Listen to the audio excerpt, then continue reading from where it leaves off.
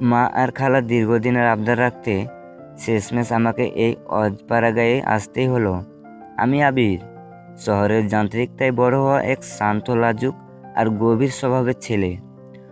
বইয়ের পাতা আর ল্যাপটপের কোডিংয়ের বাইরে আমার জগৎটা খুব একটা বিস্তৃত নয়।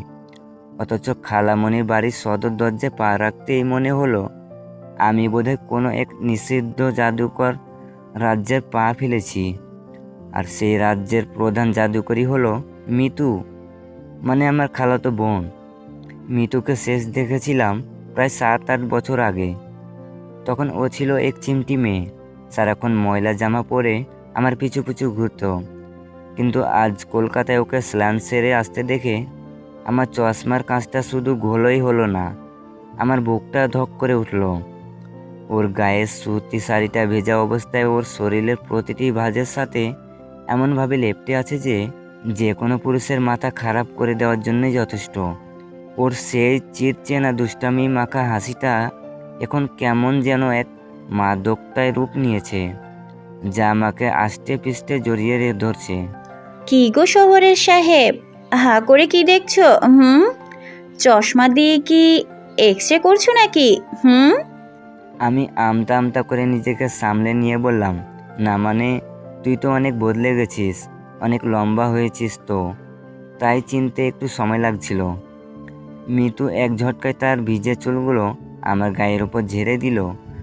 ও চুল থেকে ছিটকে আসা ঠান্ডা পানির কণাগুলো যখন আমার তৃপ্ত ত্বকে এসে লাগলো, মনে হলো যেন ছোট ছোট বৈদ্যুতিক শক খেলাম। ও হাসতে হাসতে ভেতরে চলে গেল, আর আমার সাদা শার্টটা ভিজে সপসপে হয়ে রইল। বাতাসে ভেসে বেড়াতে লাগলো ওর চুলের বুনো কোনো ফুলের সুবাস। রাতে গ্রামে লোডশেডিং হওয়াটা যেন এক আশীর্বাদ হয়ে এলো। চারদিকে ঝিঝি পোকার এক হয়ে ডাক আর ভ্যাপসা গরম। আমি আমার ঘরে বসে মোমবাতির আলোয় একটা বই পড়ার ব্যর্থ চেষ্টা করছিলাম। হঠাৎ দরজায় একটা ছায়া থমকে দাঁড়ালো। মোমবাতির কাঁপা কাঁপা আলোয় দেখলাম মিতু দাঁড়িয়ে আছে। এবার ওর পরনে পাতলা একটা স্লিভলেস কামিজ, যা ওর ফর্সা কাঁধ দুটোকে অনাবৃত করে রেখেছে। মা দুধ পাঠালো, খেয়ে নাও। শহরে তো সব ভেজাল খাও, এখানে অন্তত খাঁটি জিনিসটা চোখে দেখো। বলে ও ঘরের ভিতরে ঢুকে সরাসরি আমার পাশে খাটে বসে পড়লো। ওর গায়ে সাবানের মিষ্টি ঘ্রাণ আর আমার খুব কাছে ওর বসে থাকাটা আমাকে চরম অবলম্বিত করে ফেলছিল। আমি একটু দূরত্ব বজায় রেখে বললাম, মিতু, রাত অনেক হয়েছে, তুই নিজের ঘরে গিয়ে ঘুমা।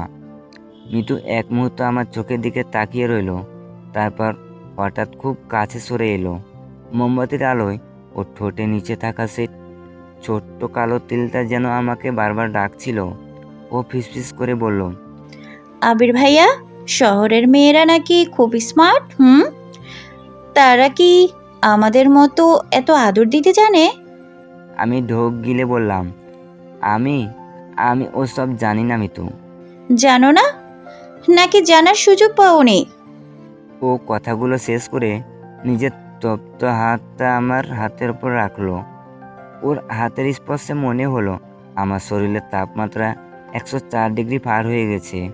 ও আলতো করে আমার কানের কাছে সে মুখ এনে বলল, এই কয়দিন এই গ্রামে থাকো, আমি তোমাকে এমন কিছু শিখিয়ে দিব যা তোমার শহরের বইগুলোতেও লেখা নেই।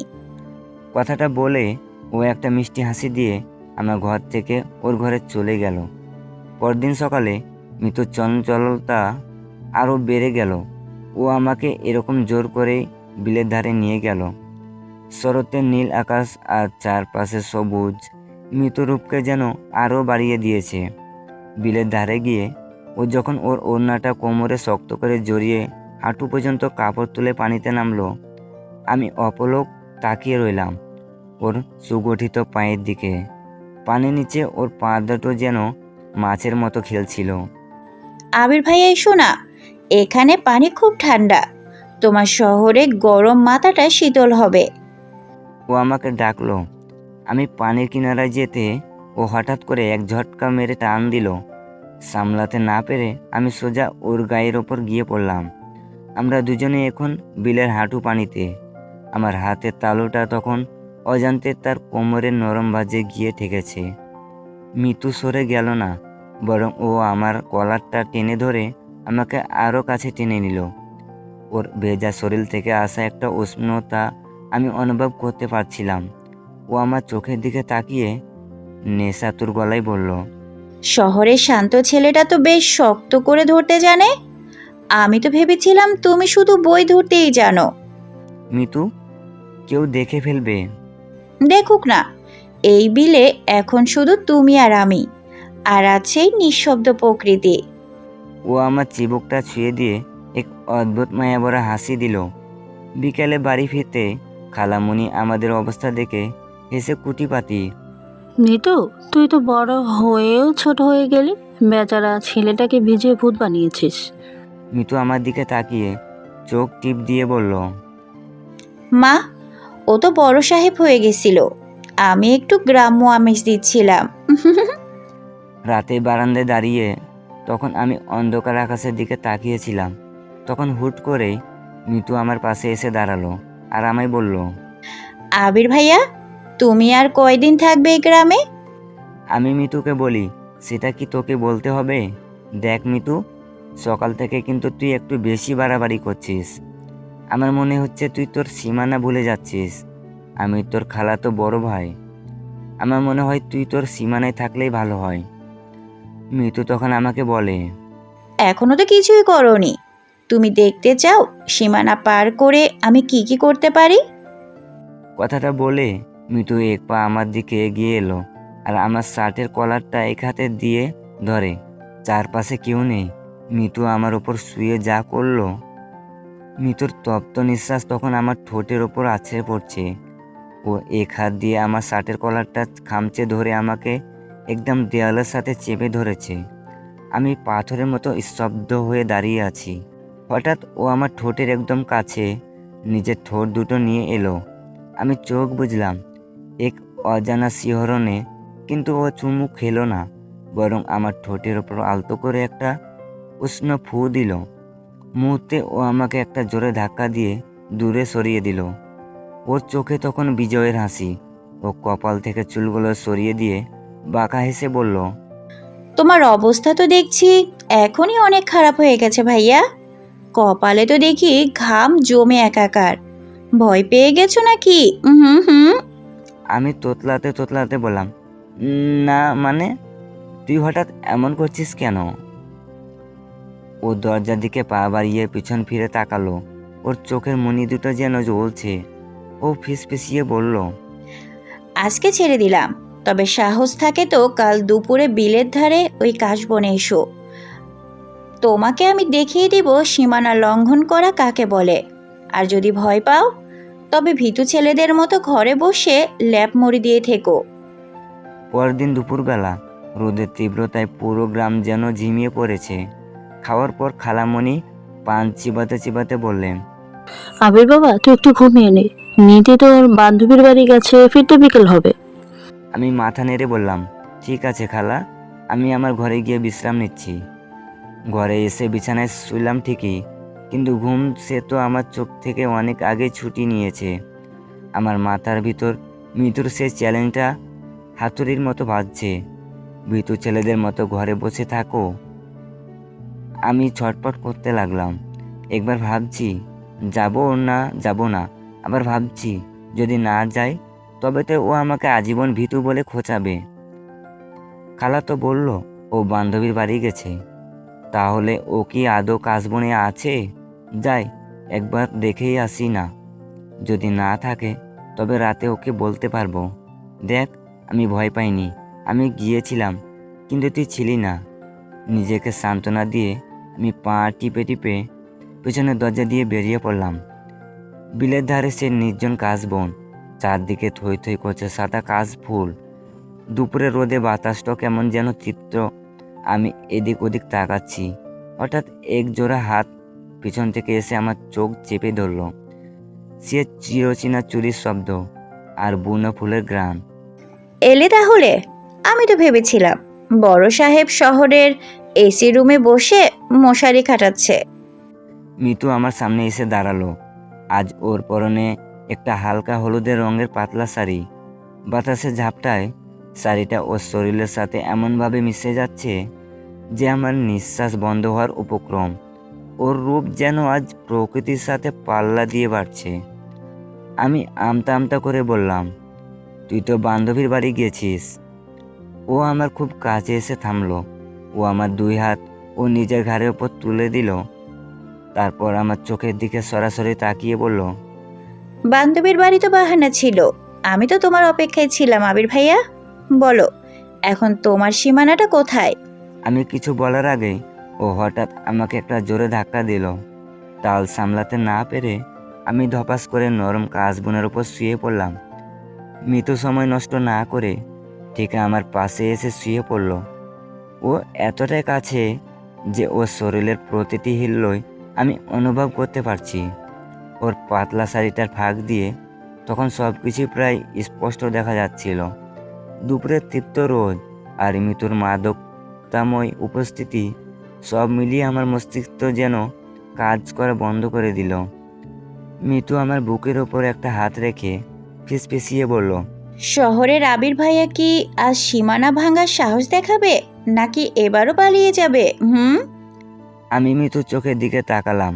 সেখানে কোনো ভয় নেই, আছে কেবল এক বুক তৃষ্ণা আর দাবি। আমার হাত দুটো অজান্তে ওর কোমরের দিকে এগিয়ে গেল। বুকের ভেতরটা তখন ড্রামের মতো বাজছে। আমি কি নিজেকে সামলাতে পারবো, নাকি খালাতো বোনের সাথে, নাকি আমার জীবনের সবচেয়ে বড় ভুলটা করে ফেলবো আজকে। আমি আস্তে আস্তে মৃত্যুর বুকের ওপর থেকে তার চুলগুলো সরিয়ে দেই। আমার গরম ঠোঁট দুটি তার ঘাড়ে স্পর্শ করি।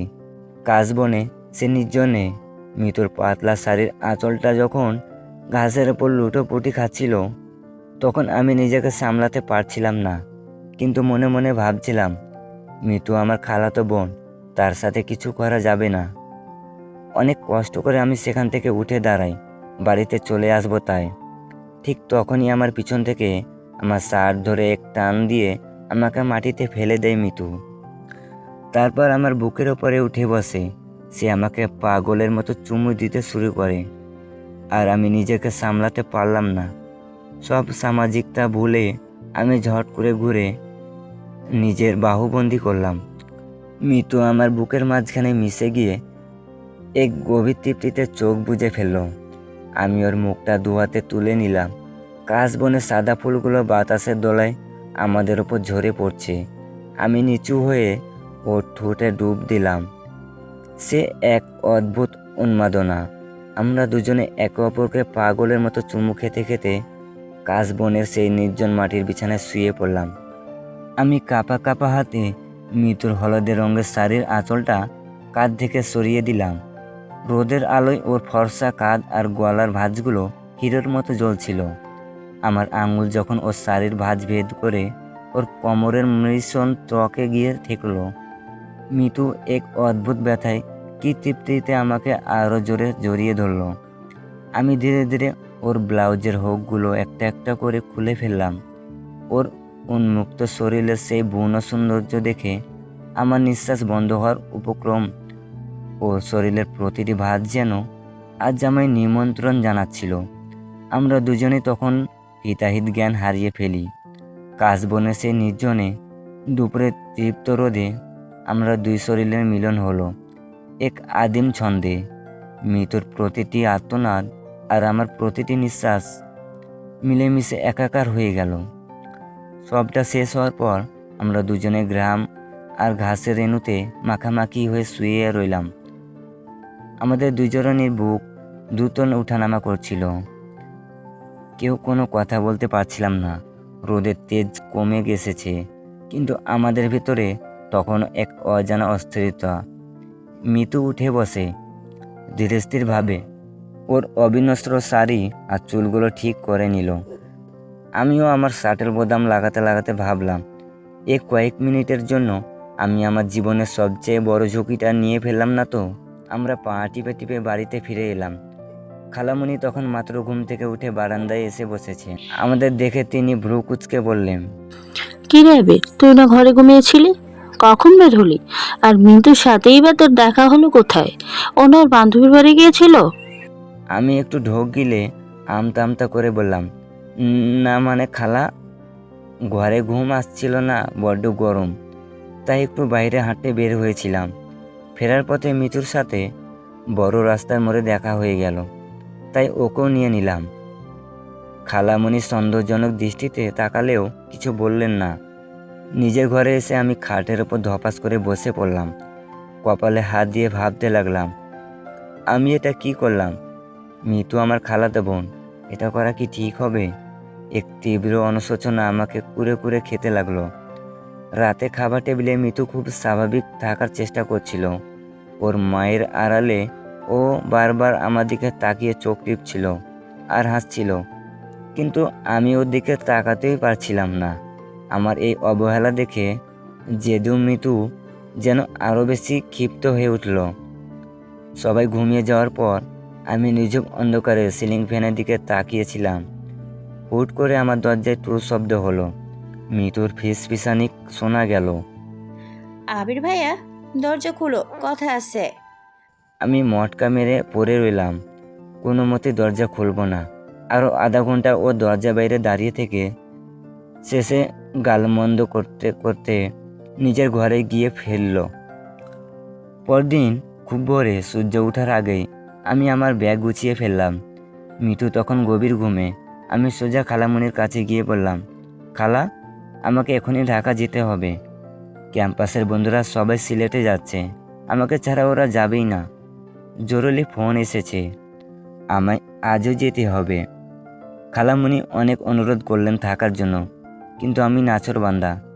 খালা শেষে বললেন, আচ্ছা যা, কিন্তু মিতুর সাথে দেখা করে যা, ও তো শুনলে অনেক মন খারাপ করবে। আমি বললাম, না না খালা, ও ঘুমাচ্ছে, ঘুমাক। ও উঠলে তুমি শুধু বলে দিও যে আমি চলে গেছি। ঢাকা ফিরে আসার পর আমার জীবনটা বিষিয়ে উঠল। মিতু আমাকে দিনরাত ফোন দিয়ে যাচ্ছে, এক একদিন 50-60টা মিস কল, কিন্তু আমি একটাও কল ধরিনি। রাতে আমার মা রুমে ঢুকে আমার হাত থেকে ফোনটা কেড়ে নিলেন। কি রে, তুই না বন্ধুদের সাথে সিরিজ যাবি বলে চলে এলি? কই, তুই তো কোথাও গেলি না। আর তোর খালামণিকে কেন মিথ্যা বলি যে তুই সিলেট যাবি? মা জেরা শুরু করলেন। আমি কোনো উত্তর দিতে পারলাম না, শুধু এতটুকুই বললাম, মা, গ্রামে ভালো লাগছিল না, আর খালামণিকে যদি বলতাম তাহলে আসতে দিত না, তাই মিথ্যে বলেছি। মা তখন বলে, বুঝতে পেরেছি, কিন্তু মিতু যে তোকে প্রতিদিন এতবার করে ফোন দেয়, ফোন ধরিস না কেন? তখনই আমার ফোনটা বেজে ওঠে। মিতু ফোন দিয়েছে। আমি ফোনটা কেটে দেব, কিন্তু মা আমাকে এক ধমক দিয়ে বলল, খবরদার, ফোন কাটবি না, ফোনটা ধর, কথা বল। দেখ কি বলে মেয়েটা। আমি নিচে যাচ্ছি রাতের খাবার রেডি করতে। মায়ের করা ধমকে বাধ্য হয়ে ফোনটা রিসিভ করলাম। ওপাশ থেকে কোনো কথা এলো না, শুধু মিতুর কান্নায় ভেঙে পড়ার শব্দ শুনলাম। বুকটা ফেটে যাচ্ছিল আমার, কিন্তু আমি পাথর হয়ে বসে রইলাম। কিছুক্ষণ পর মিতু কান্না করতে করতে আমাকে বলল, আবির ভাইয়া, আমার কি দোষ বলো? আমি তোমাকে নিজের থেকেও বেশি ভালোবাসি, এইটাই কি আমার দোষ? হুম? আমি কিছু না বলে ফোনটা কেটে দেই, বিছানায় শুয়ে পড়লাম। মিতুর সাথে কাটানো সে রোমান্টিক মুহূর্তগুলো সিনেমার মতো আমার চোখের সামনে ভাসছে। এসব ভাবতে ভাবতে কখন যে ঘুমিয়ে পড়েছি জানি না। সকালে ঘুম ভাঙতে অভ্যাসবশত ডাকলাম, মা, ও মা, আমার চা কোথায়? চা দাও না। হঠাৎ একজোড়া ফর্সা হাত এক চা আমার দিকে বাড়িয়ে ধরল। চশমাটা পরে তাকাতে আমার কলিজাটা যেন লাফ দিয়ে গলায় উঠে এলো।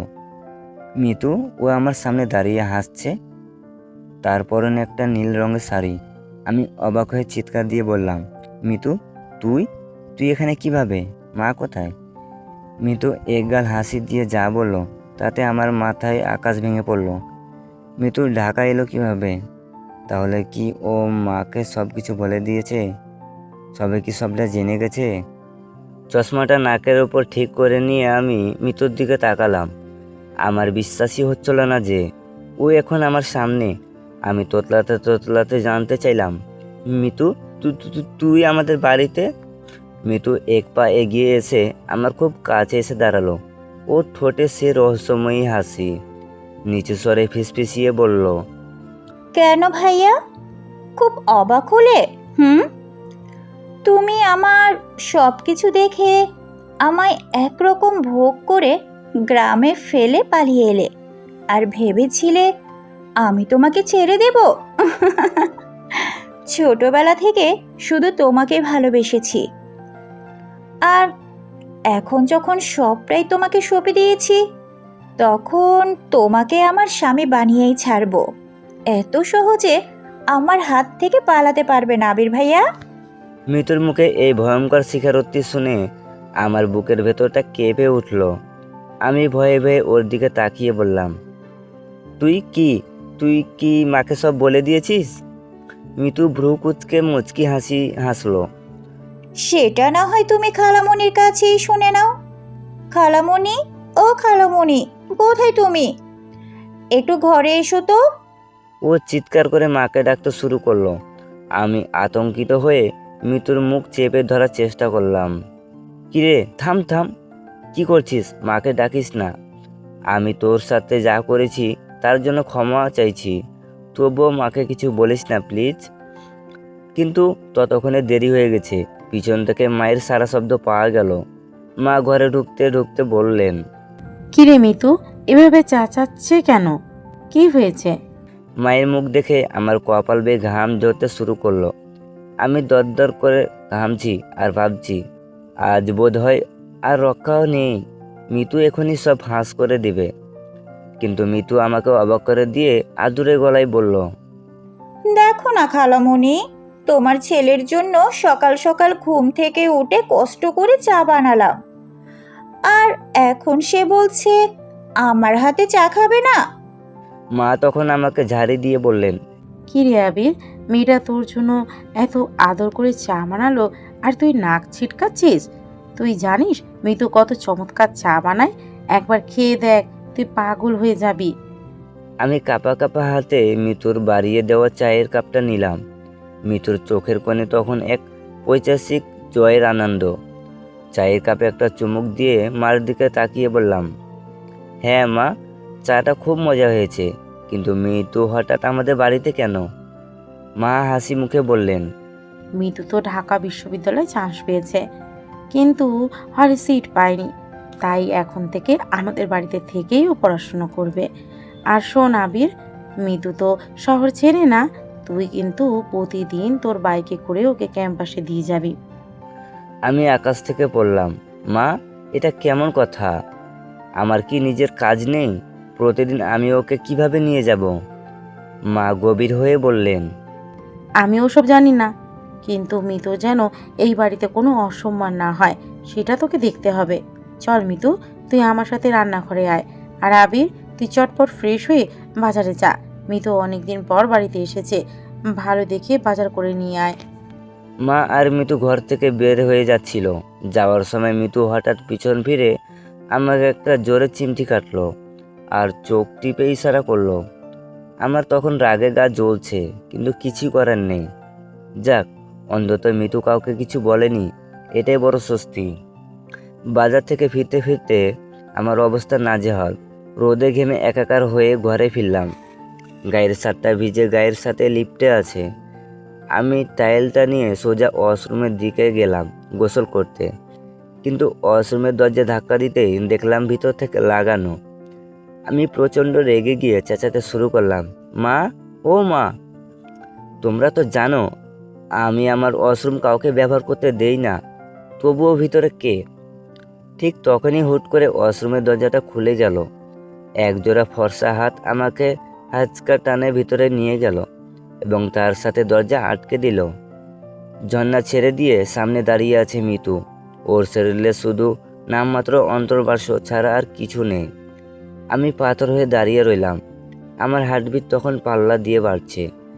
মিতু আমাকে দেখে বলল, কি হলো আবির ভাইয়া, এভাবে তাকিয়ে আছো কেন? তুমি তো এই প্রথম আমাকে এভাবে দেখছো না, আরো কিছু কি দেখতে চাও নাকি? বলেই ও নিজের অন্তর্বাসটা খুলে ফেলল। আমার কপাল বেয়ে অজরে ঘাম নামতে লাগলো। আমি ঢোক গিললাম। মিতু খিলখিল করে হেসে বলল,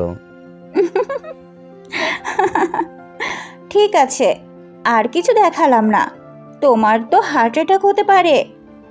তুমি গোসল করতে এসেছো তো? করো, আমি এখানেই দাঁড়িয়ে আছি। ঠিক সেই মুহূর্তে দরজায় জোরালো টোকা পড়ল। বাইরে থেকে মায়ের গলা পাওয়া গেল। কি রে আবির, চাচালি কেন? কি হয়েছে রে? ওয়াশরুমের ভিতরে আমরা দুজনেই তখন মূর্তির মতো জমে গেছি। এবার কি তবে আমরা ধরা পড়ে যাব? আর ধরা পড়লে আমার কপালে কি আছে? ওয়াশরুমের দরজার ওপাশে মায়ের পায়ের শব্দ। আমার হৃৎপিণ্ড তখন গলার কাছে চলে এসেছে। মিতু আমার খুব কাছে দাঁড়িয়ে, ও ঠোঁটে এক বাঁকা হাসি। ও ফিসফিসিয়ে বলল, কি ব্যাপার আবির ভাইয়া? তুমি কিছু বলবে নাকি আমি বলবো যে আমি ভিতরে আছি? আমি আর ঝুঁকি নিলাম না। মুহূর্তের মধ্যে মৃত্যুর মুখটা আমার হাত দিয়ে শক্ত করে চেপে ধরলাম। অন্য হাত দিয়ে ওয়াশরুমের দেওয়াল চেপে ধরে মাকে ভেতর থেকে কোনো মতে স্বাভাবিক গলায় বললাম, মা, এমনিতে ডেকেছিলাম, দরকার নেই, এখন যাও তুমি। মা দরজার ওপাশ থেকে একটু অবাক হয়ে বললেন, তুই না কবে যে বড় হবি, শুধু শুধু ডাকাডাকি করিস। তা মিতু মেয়েটা কোথায় গেল বলতো? আমি মৃত্যুর চোখের দিকে তাকিয়ে বললাম, দেখো মা, হয়তো ছাদে গিয়েছে, আমি তো দেখিনি। ঠিক আছে, তুই তাড়াতাড়ি গোসল করে বের হয়ে আয়, আমি দেখি মেয়েটা ছাদে কিনা। বলে মা চলে গেলেন। মায়ের পায়ের শব্দ দূরে সরে যেতেই আমি মৃত্যুর মুখ থেকে হাত সরালাম। মৃত্যু খিলখিল করে হেসে উঠে বলল, ভাইয়া, তুমি কিন্তু বেশ ভালোই মিথ্যা কথা বলতে পারো। আমি বিরক্ত হয়ে বললাম, হয়েছে, এখন অনেক হয়েছে, এবার বের হওয়া এখান থেকে। মৃত্যু এক পা পিছিয়ে গিয়ে নিজের অবিনশ্বর শরীরের দিকে তাকিয়ে বলল, কোথায় বের হব? দেখতে পাচ্ছ না আমি শুধু পরে আছি? দাঁড়াও, পোশাকটা পরে নেই। আমার চোখের সামনেই মৃত্যু অতি ধীরলয়ে শরীর মুছে পোশাক পরতে শুরু করলো। পাতলা সুতির কাপড় ওর ভিজে শরীরের ভাঁজে ভাঁজে লেপ্টে যাচ্ছিল। ওই দৃশ্য দেখে আমার শরীর এক অদ্ভুত কম্পন শুরু হলো। নিজের অজান্তে আমার উত্তেজনার শরীর ঘেমে একাকার হয়ে গেল, আর দৃষ্টি স্থির হয়ে রইল ওর শরীরের ওপর। মৃত্যু আমার অবস্থা দেখে ফিসফিসিয়ে বলল, তুষ্ট কোথাকার, মন ভরেনি সেদিন কাশবনে? আমি কোনো মতে বললাম, মিতু, তুই বের হতো, আর দুষ্টামি করিস না। ও হেসে বলল, আমি কি তোমার সাথে কথা বলছি নাকি? আমি তো তোমার শরীরের ওই উত্তেজনার সাথে কথা বলছি। দেখ মিতু, এবার কিন্তু বেশি বাড়াবাড়ি হচ্ছে, তুই এখনই বের হওয়া। আমি কিছুটা ধমকের সুরে বললাম। ও মুখ ভেঙে চুরিয়ে বলল, ওহ ভাইয়া, ঠিক আছে, বের হচ্ছি, দাঁড়াও। মিতু নতুন পোশাক পরে বেরিয়ে গেল। ও যেতে আমি ওয়াশরুমের দরজা লাগিয়ে ঝর্ণা নিচে দাঁড়ালাম, কিন্তু শরীরের উত্তেজনা কোনোভাবে কমছিল না। শেষমেশ মিতুকে নিয়ে কল্পনা জগতে হারিয়ে গেলাম। সেদিন রাতে আমি আমার ঘরে একা, বাবা মা তাদের ঘরে, আর মিতু পাশের ঘরে। মাঝরাতে হঠাৎ ফোনটা বেজে উঠল। স্ক্রিনে মিতু নামটা ভাসছে। আমি একবার কেটে দিলাম, দুবার কেটে দিলাম, কিন্তু ও নাছোড়বান্দা। শেষমেশ একটা মেসেজ এলো, এখন যদি ফোনটা না ধরো তবে কাল সকালে খালামণিকে বলে দেব তুমি এই বাচ্চা মেয়েটার সাথে কাশবনে সেদিন কি করেছো। আমি বাধ্য হয়ে ফোনটা দিলাম। ফোন ধরতে মিতু ওপাশ থেকে অট্টহাসিতে ফেটে পড়ল।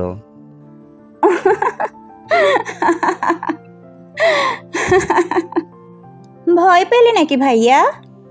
আমি রেগে গিয়ে বললাম, তোর কি লজ্জা করে না? ছি, কিভাবে বলিস এসব? মিতুর গম্ভীর গলায় বলল, লজ্জা? হ্যাঁ ছিল তো, কিন্তু সেদিন কাশবনে তুমি আমার সব লজ্জা দূর করে দিয়েছো। জানো আবির ভাইয়া, তোমার সেই স্পর্শ পাওয়ার পর এখন আমার সব লজ্জা পালিয়ে গেছে। সবাই তো ঘুমিয়ে পড়েছে, চাইলে তুমি আমার ঘরে আসতে পারো। ছি মিতু, ফোন রাখতো। আমি ফোনটা কেটে দিলাম। ও আবারও মেসেজ করলো, আসবে না তো? ঠিক আছে, দেখি তুমি কিভাবে না এসে থাকো। এরপর পরেই ইমোতে কিছু ছবি পাঠালো ও। আমি ফোনটা খুলতে স্তব্ধ হয়ে গেলাম। ছবিতে মিতু একটা স্বচ্ছ পাতলা শাড়ি পরে দাঁড়িয়ে আছে, যার ভিতর দিয়ে ওর কালো অন্তর্বাসটা স্পর্শ উকি দিচ্ছে। ওই দৃশ্য দেখে আমার সমস্ত সঙ্গম ধুলোয় মিশে গেল। না চাইতো আমি পা টিপে টিপে ওর দরজার সামনে গিয়ে দাঁড়ালাম। মেসেজ করলাম, দরজাটা খোল। ওপাশ থেকে মিতু বলল, খুলবো না, আমি তো শুধু কাটা খায়ে নুনে ছিটে দিয়েছি। এখন বোঝো কেমন লাগে। আমি দরজা খুলছি না। আমি বুঝলাম মিতু আমার সাথে খুব বাজে একটা মজা করেছে। মন খারাপ করে নিজের ঘরে গিয়ে ফিরলাম আর ঘুমিয়ে গেলাম। পরদিন সকালে মা আমাকে ডেকে তুললেন মিতুকে ক্যাম্পাসে পৌঁছে দেওয়ার জন্য। অনিচ্ছা সত্ত্বেও বাইক নিয়ে বের হতে হলো। ওকে ক্যাম্পাসে নামিয়ে দিয়ে বললাম, ছুটি হলে ফোন দিস, আমি পাশেই আছি। আমি আমার এক বন্ধুর বাড়িতে গিয়ে আড্ডা দিচ্ছিলাম। 4 ঘন্টা পর মিতুর ফোন এলো। ক্যাম্পাসের সামনে যেতে আমার পুরনো বান্ধবী শম্পার সাথে দেখা। শম্পা আমার সাথে খুব হাসি খুশিভাবে কথা বলছিল, এমনকি আমার কাঁধে হাতও রাখলো। মিতু দূর থেকে সবটা দেখছিল। আমি মিতুর সাথে শম্পার পরিচয় করিয়ে দিলাম। শম্পা মিতুকে আশ্বস্ত করলো কোনো সমস্যা হলে জানাতে, কিন্তু মিতু একদম চুপ। ফেরার পথে ও বাইকের পিছনে বসে একটা কথা বলল না।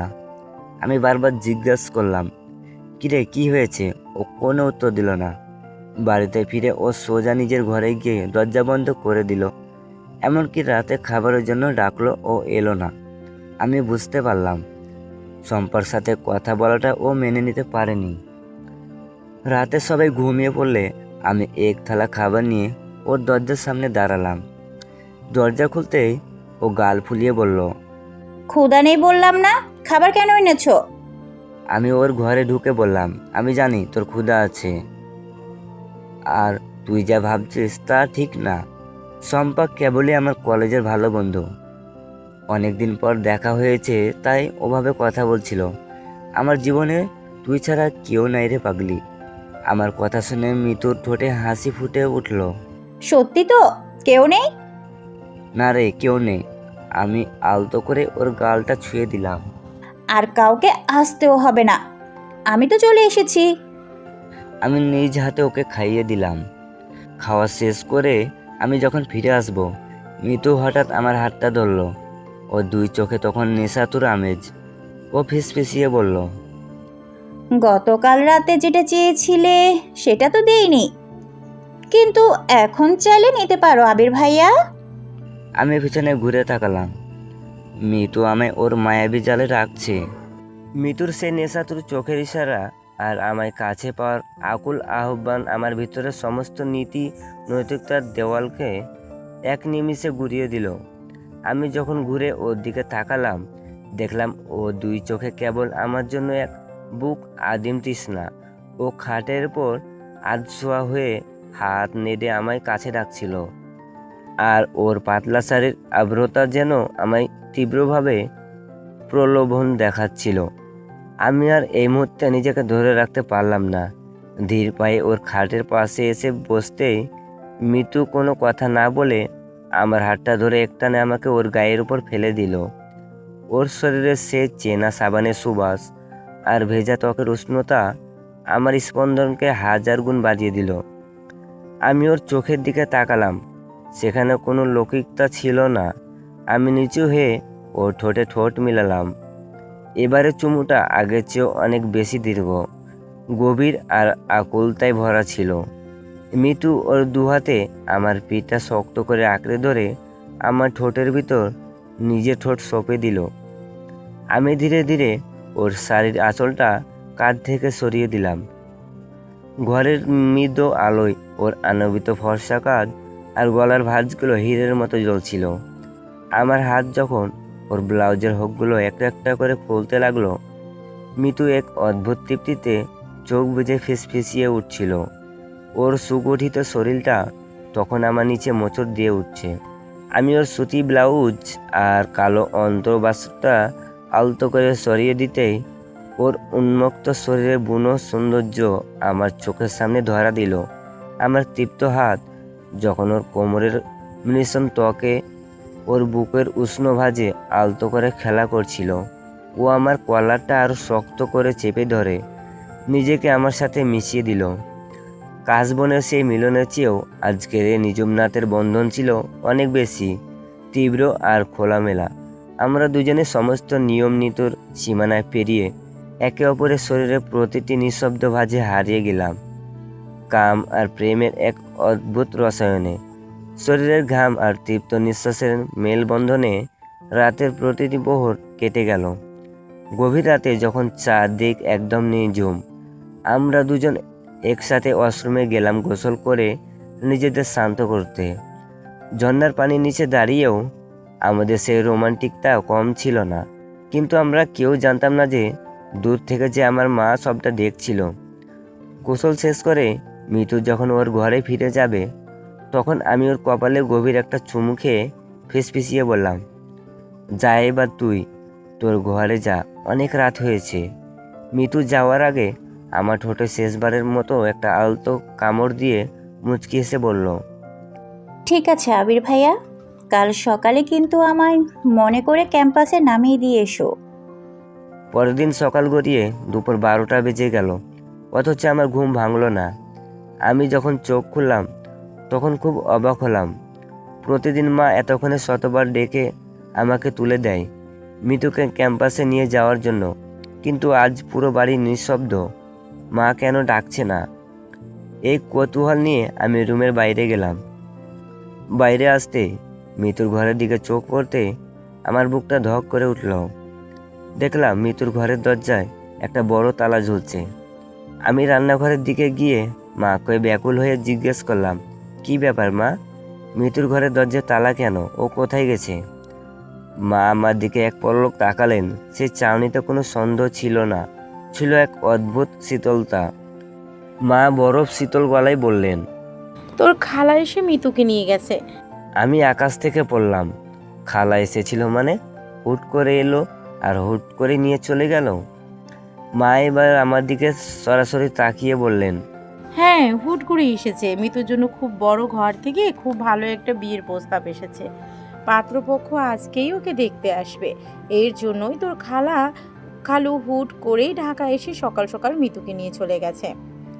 মায়ের কথা শুনে আমার মাথার ভেতর যেন বজ্রপাত হলো। আমি চিৎকার করে উঠলাম, কি বলছো মা? বিয়ে মানে? মিতু তো এখনো বাচ্চা, ও মাত্র পড়াশোনা শুরু হলো। ও পড়ালেখা শেষ করবে, তারপর তো বিয়ে। মা এবার শক্ত গলায় আমাকে থামিয়ে দিয়ে বললেন, দেখ আবির, এসব বিষয়ে তোকে একদম মাথা ঘামাতে হবে না। আমরা বড়রা আছি, আমরাই সব বুঝে নেব। মায়ের কথা বলার ধরন, ওই কঠোর চাউনি আর মিতুকে এভাবে হুট করে সরিয়ে দেওয়ার পদ্ধতি দেখে আমি স্পষ্ট বুঝতে পারলাম মা আমাদের ব্যাপারটা কিছুটা হলেও সন্দেহ করেছেন।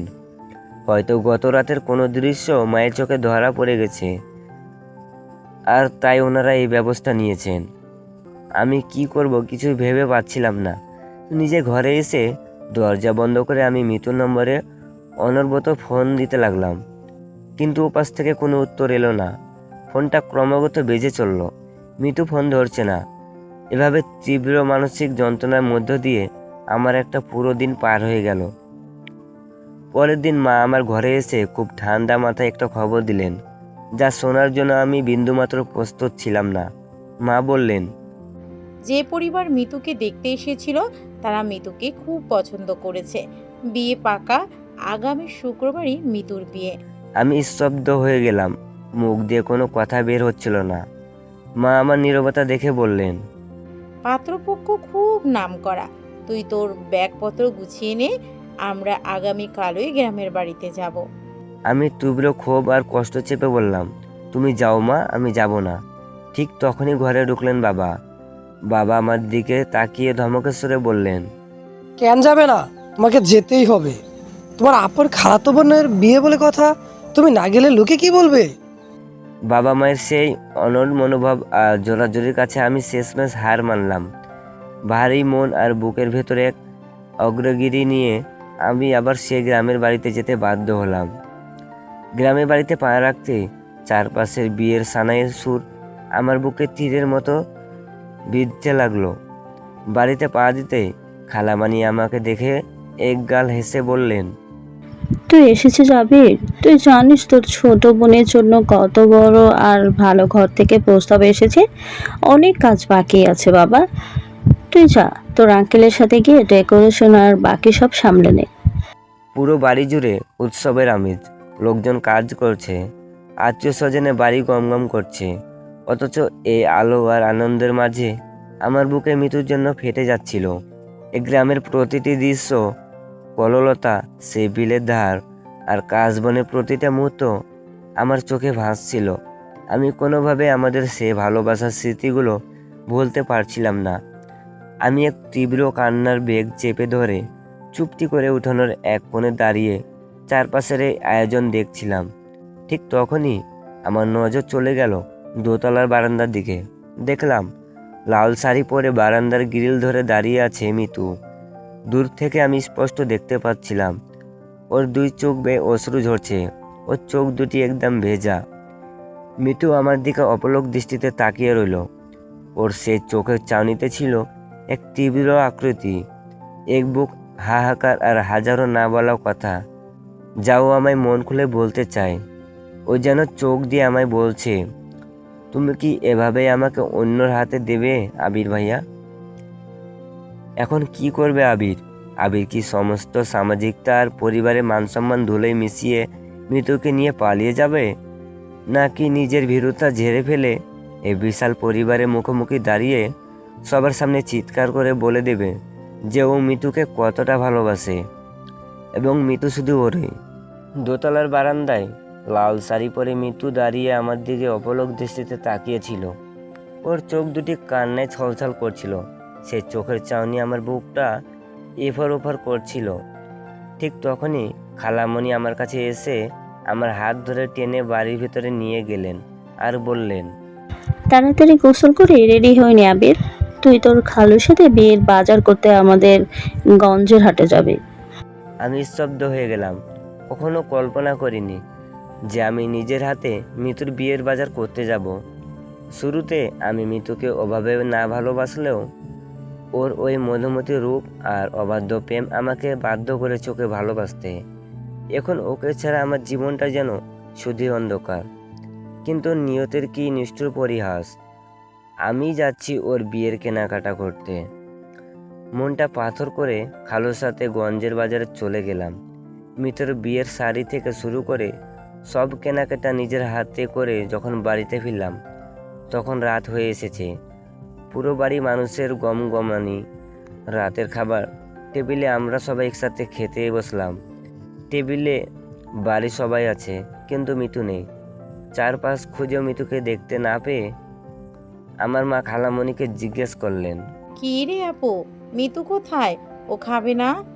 না রে, ওর খাবারটা ঘরেই দিয়ে আসবো, ও আমাদের সাথে খেতে আসবে না। আসলে মেয়েটা বড্ড অভিমান করেছে।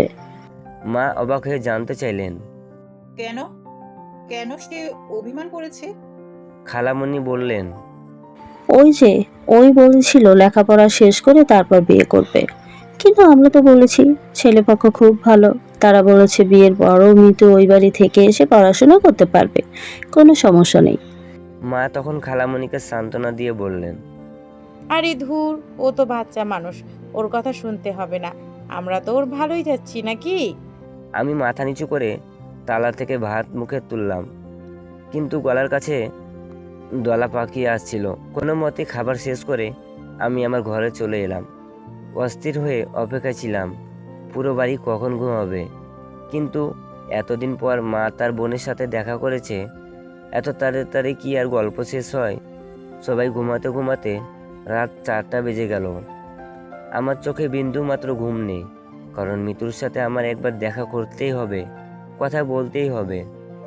সবাই ঘুমিয়ে যাবার পর আমি পা টিপে টিপে মিতুর দরজার সামনে এসে দাঁড়ালাম।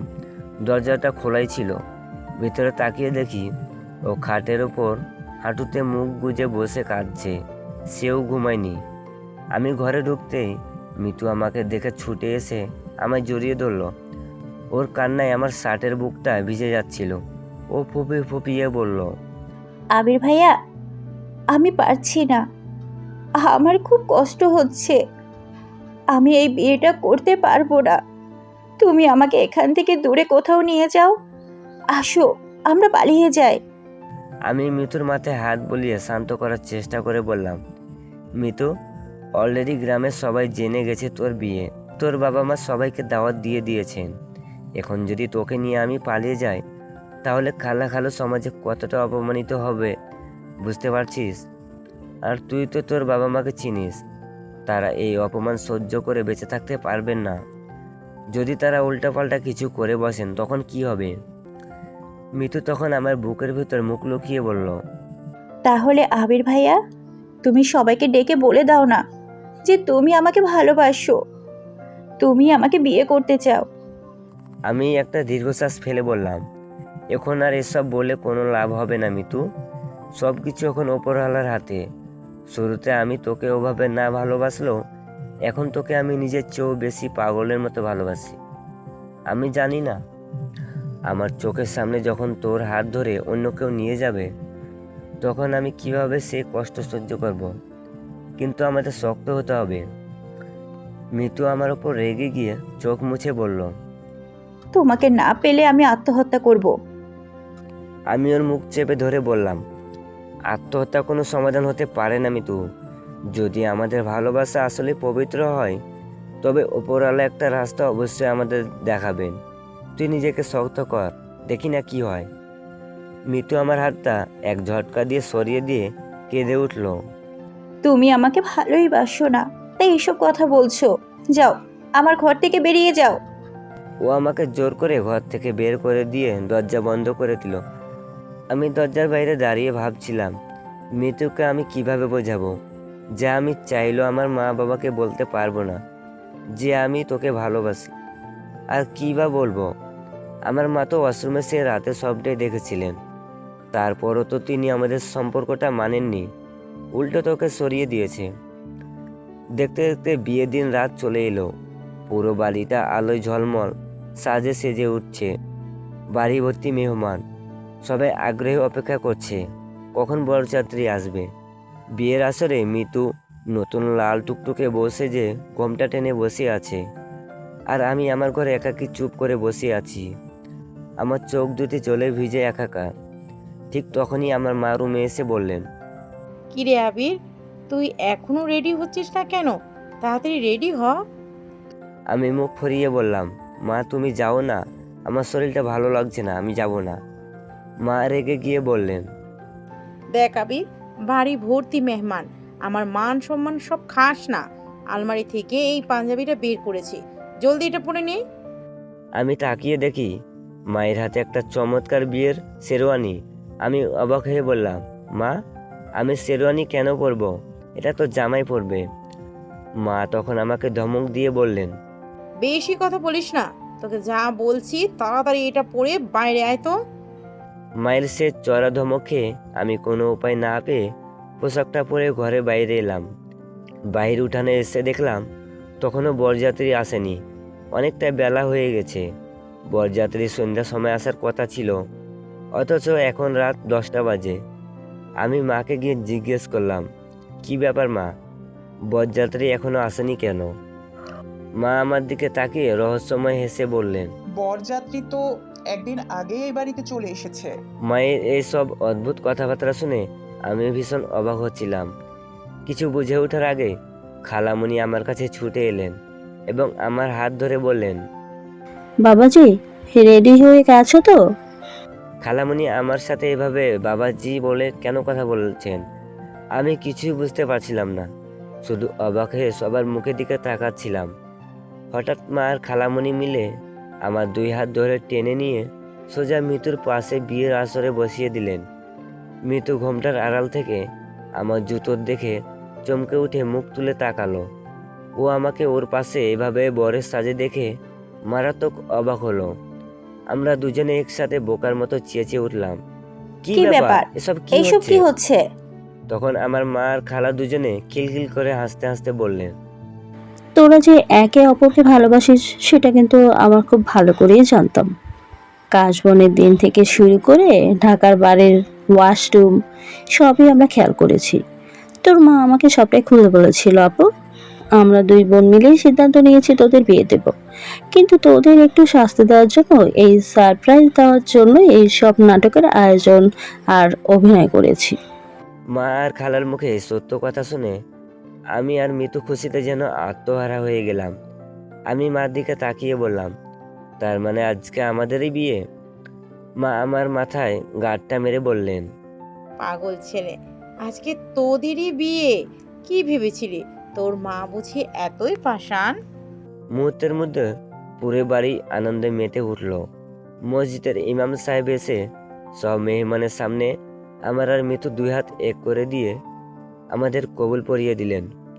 অবশেষে সব বাধা পেরিয়ে মিতু অফিসিয়ালি আমার বউ হলো। বিয়ে সম্পন্ন হওয়ার পর মিতুকে নিয়ে যাওয়া হলো দোতলার ওই সেই ঘরে, যেখানে চমৎকার সুগন্ধি ফুল দিয়ে আজকে আমাদের বাসর রাত সাজানো হয়েছে।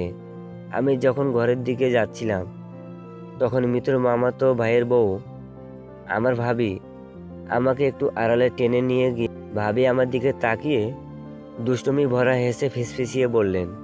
কি আবির, বাসরাতে কি কি করতে হবে সব জানা আছে তো? কিভাবে একটা নারীকে আদর করলে সে সবচেয়ে বেশি সাড়া দেয় আর মজা পায় তা জানো?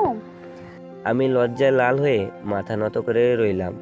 ভাবি আমাকে আরও কাছে টেনে নিয়ে চোখ টিপে বললেন। আজকে কিন্তু সব কমলা লেবু খাওয়া বন্ধ করবে, আর যেটা আসল কাজ সেটা মন দিয়ে করবে। দেখো আবির, এটা খুবই বিশেষ একটা রাত। এই রাতে যদি তুমি ঠিকভাবে আদর না করো তবে মৃত্যু কিন্তু তোমাকে সারা জীবন খোঁটা দিবে। ভাবি আমাকে বাসরাতে সব গোপন কায়দা কানুন শিখিয়ে দিচ্ছিলেন, আর আমি লজ্জায় মরে যাচ্ছিলাম। ভাবি কি একটুও লজ্জা পাচ্ছেন না? সব শিক্ষা দীক্ষা শেষ করে ভাবি আমাকে মিতুর ঘরের ভিতর ঠেলে ঢুকিয়ে দিলেন। তারপর বাইরে থেকে খিল এঁটে তালা বন্ধ করে দিয়ে চেঁচিয়ে বললেন। এই তালা কিন্তু এবার সকালের আগে খুলবে না। যাও তোমরা এবার ভালোবাসার সাগরে হারিয়ে যাও। ঘরের ভিতরে এসে আমি এক গভীর নিঃশ্বাস নিলাম। মিতুর লজ্জায় লাল বেনারসির ঘোমটাটা লম্বা করে টেনে ফুলের বিছানার একদম মাঝখানে বসে আছে। ওর সারা শরীর কাঁপছে। আমি ধীর পায়ে এগিয়ে গিয়ে মিতুর একদম সামনে বিছানায় বসলাম। আমার নিজের বুকের ভিতর তখন সুখের ড্রাম বাজছে। আমি কাঁপা কাঁপা হাতে মিতুর মুখের সে লম্বা ঘোমটাটা আলতো করে সরিয়ে দিলাম। নতুন বইয়ের সাজে মিতুকে আজকে এত অসম্ভব সুন্দর আর মায়াবী লাগছিল যে আমার পুরো শরীর মুহূর্তে এক অজানা শিহরণে শিরে উঠল। ও লজ্জা লাল হয়ে ও দুটি চোখ শক্ত করে বন্ধ করে ফেলল। আমি ওর চিবুকটা আলতো করে ধরে মুখটা একটু ওপরে তুললাম। ফিসফিসিয়ে বললাম, কি হলো মিতু? এত জেদ, এত চঞ্চলতা, আর আজকে আমার সামনে এসে চোখ বন্ধ করে বসে আছো? মিতু চোখ না খুলে আমার সাথের হাতাটা খামচে ধরল। ওর ঠোঁট দুটো কাঁপছিল। ও মধুসুরে বলল, আজকে তো আমি হেরে গেছি আবির ভাইয়া, তুমি জিতে গেছো। এখন আর আমার কোনো জেদ নেই, সব তোমার কাছে সঁপে দিয়েছি। ওর ওই মিষ্টি কথা শুনে আমার ভিতরে সমস্ত ভালোবাসা যেন উথলে উঠল। আমি আর এক মুহূর্ত দেরি না করে মিতুকে পরম আদরে নিজের বুকের মাঝে টেনে নিলাম। ও এক অদ্ভুত আত্মসম্পন্নের ভঙ্গিতে আমার বুকে মিশে গেল। ওর তৃপ্ত নিঃশ্বাস যখন আমার গলায় আর বুকে আছড়ে পড়ছে, আমি আলতো হতে ওর ভারী সব সোনার গয়নাগুলো এক একটা করে খুলে বিছানার পাশে রাখলাম। প্রতিটি গয়না সরানোর সাথে সাথে ওর শরীরের উষ্ণতা যেন আরও স্পষ্ট হয়ে উঠছিল। আমি ওর বেনারসি শাড়ির আঁচলটা কাঁধ থেকে সরিয়ে দিতেই বাসর ঘরের মৃদু আলোয় ওর ফর্সা পিঠ আর গলার ভাঁজগুলো এক মায়াবী বিউটিফুল ফুটে ফুটে উঠল। আমার আঙ্গুল যখন ওর ব্লাউজের হুকগুলো এক একটা করে আলতো করে খুলতে শুরু করলো, মৃত্যুর লজ্জায় আর উত্তেজনায় আমার কাঁধে ওর মুখটা লুকিয়ে ফেললো। ও ফিসফিসিয়ে বলল, আলোটা নিভিয়ে দাও না আবির ভাইয়া, বড্ড লজ্জা লাগছে। আমি ওর কানের লতিতে ঠোঁট ছুঁয়ে বললাম, আজ কোনো অন্ধকার নয় মিতু, আমি আমার ভালোবাসাকে প্রাণ ভরে দেখতে চাই। ওর শরীরের প্রতিটি ভাঁজ তখন এক গভীর ভালোবাসার নিমন্ত্রণ জানাচ্ছিল। কাশবনে সে চোরের মতো মিলন আর ঢাকার অশ্রমের লুকোচুরি আজ এক বৈধ পূর্ণতা পেয়েছে। আমি ধীরে ধীরে ওর ব্লাউজ আর ভিতরে শেষ অন্তর্বাসটাও আলতো করে সরিয়ে দিলাম। ওর লজ্জায় আড়ষ্ট হয়ে আমার পিঠটা ওর দুহাতে শক্ত করে আঁকড়ে ধরল। ওর নখগুলো আমার পিঠে বসে যাচ্ছিল।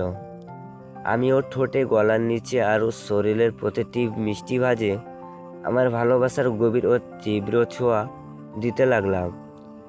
আমাদের দুই উন্মুক্ত শরীরের ঘাম, দ্রুত হতে থাকা স্পন্দন আর তীব্র দীর্ঘশ্বাসে বাসর ঘরটা এক মোহময় স্বর্গে পরিণত হলো। কোনো তাড়াহুড়ো নেই, একদম ধীর লয়ে, এক নিবিড় ছন্দে আমরা দুজনে একে অপরের মাঝে সম্মোহিত বিলীন হয়ে গেলাম। মৃত্যুর প্রতিটি আদরে আত্মনাদ, মিষ্টি অভিমান আর আমার ভালোবাসার তীব্র ছোঁয়া বাসরাতকে এক পরম তৃপ্তিতে পূর্ণ করে তুলল। রাত যত গভীর হতে লাগলো, আমাদের ভালোবাসার গভীরতাও যেন চারদিকের দেওয়াল পেরিয়ে একাকার হয়ে গেল। সবশেষে ভোরের আলো ফোটার আগে সম্পূর্ণ ক্লান্ত ও তৃপ্ত মিতুকে আমার বুকের সাথে আষ্টে পিষ্টে জড়িয়ে ধরে বলি, অবশেষে আমি আমার ভালোবাসাকে নিজের করে পেলাম।